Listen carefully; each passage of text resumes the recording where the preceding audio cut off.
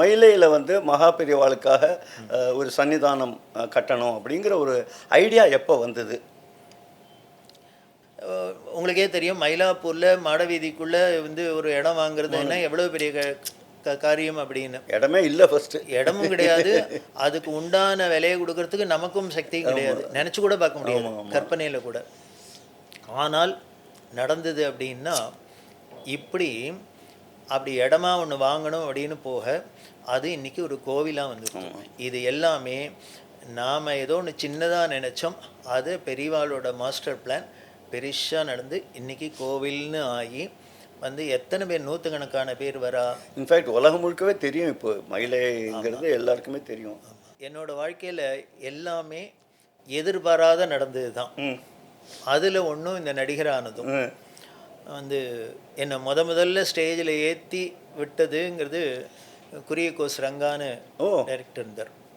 நான் வந்து விசு சாரோட பிரதர் இல்லா. அதில் பெரியவா வர சீன், இந்த சிவன் சார் பெரியவாளை மீட் பண்ணுறாப்புல அப்படி ஒரு சீன்லாம் வரும்.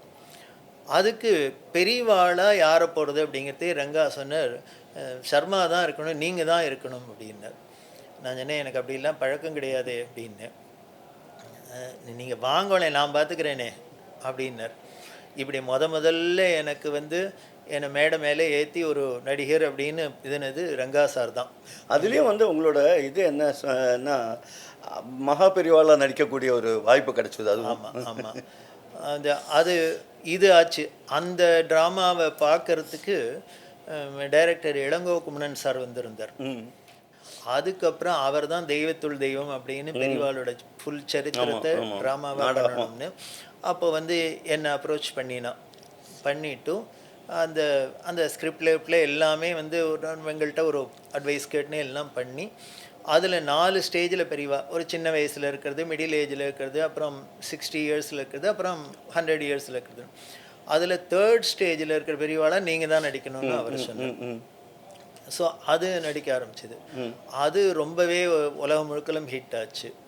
அது போராதுன்னு 3வதாக என்ன பண்ண, நீங்கள் அந்த புண்ணியத்தை கட்டிங்க. கர்மா சீரியலில் பெரியவாளாவே வரத்துக்கு ஒரு சீனையும் கொண்டு வந்து அதில் என்ன நடிக்க வச்சு எல்லாம் பண்ணினேன். ஹர ஹர சங்கர ஜெய ஜெய சங்கர ஹர ஹர சங்கர ஜெய ஜெய சங்கர ஹர ஹர சங்கர ஜெய ஜெய சங்கர ஹர ஹர சங்கர சங்கர ஜெய ஜெய சங்கர ஹர ஹர சங்கர ஜெய ஜெய சங்கர